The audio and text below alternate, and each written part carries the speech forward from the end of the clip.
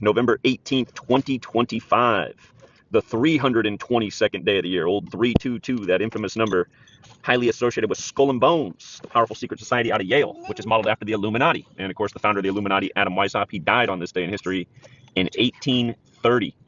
Now, about it being the 322nd day of the year and the House voting on releasing the Epstein files today, take a look at the ritualism here, you guys. Again, you got to learn this Kabbalistic practice of coding numbers into words to see through the daily ritualism.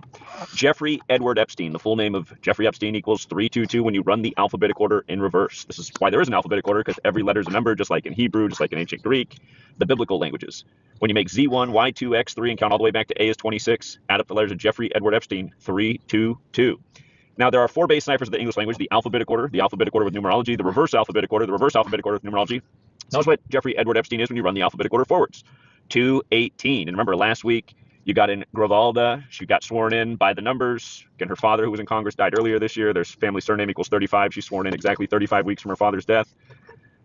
But notice her vote to get this on track to have these Epstein files released. Remember, she cast the 218th vote, right? 218. Jeffrey Edward Epstein, 218. And don't forget, Trump has the 218 connection. And remember, Trump's the father of the presidential alert, which goes out at 2:18 Eastern time.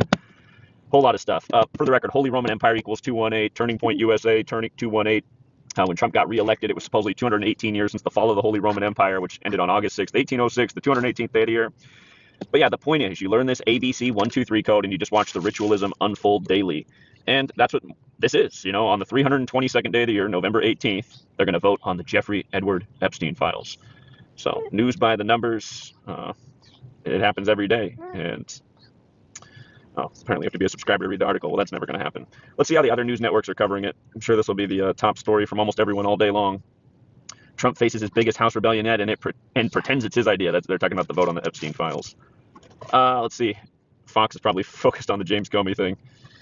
Oh, AOC, Bill Maher. Fox News is going to ignore the Epstein files. That's what it is to be a conservative today. Yeah, they got it as the fourth or fifth story down the page. But yeah, big conservative talking point today, protecting pedos. So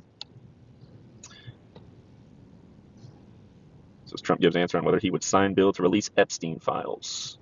President Donald Trump said he's all for it. All right, his whole cabinet was all for it before they became his cabinet. One other reminder, Epstein's birthday is January 20th, which of course is Inauguration Day. Let me pull back up Jeffrey Edward Epstein. If you drop his middle name, Jeffrey Epstein is 73. And if you go back and look at my older work when he was arrested and when his body was found in the jail cell, there was a lot of 73 to those rituals. His birthday is January 20th.